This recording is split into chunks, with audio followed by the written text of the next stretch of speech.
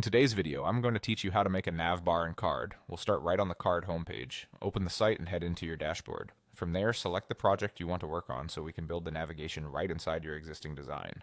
Next, add a new element and choose Container. This container will act as the frame for your navigation bar. In the Container settings, open the Type dropdown and switch it to Columns.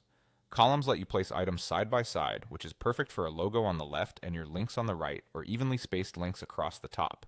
Add as many columns as you need for your layout, then click Done. Drag this container to the very top of your page. Positioning it at the top makes it function like a traditional navbar and ensures visitors see it first. Now add another element and choose Control. In its settings, open the Type dropdown and select Header Marker. This control helps Card treat the area as a header so it behaves consistently across sections. Place the header marker below your menu elements so the header appears on all sections as you scroll. If you're still arranging things, just remember to keep the marker under your menu items once everything's in place, then click Done. With the structure set, add your menu items. Click Add and choose Buttons. Place each button inside the container so they align within your columns. If a button lands outside, drag it into the container until you see it nest properly. Repeat this to add as many buttons as you need. A common setup is one column for a logo or site title and another column containing multiple buttons, but you can also give each button its own column for precise spacing.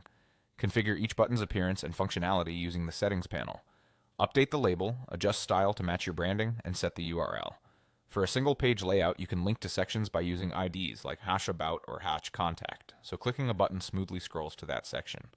For external pages, paste the full link. Keep your labels short and clear, and try consistent capitalization for a polished look. When the buttons look good and the links are set, click Done. That's it. You now have a clean structured navigation bar in Card, built with a columns container, anchored with a header marker, and powered by buttons that guide visitors exactly where they need to go.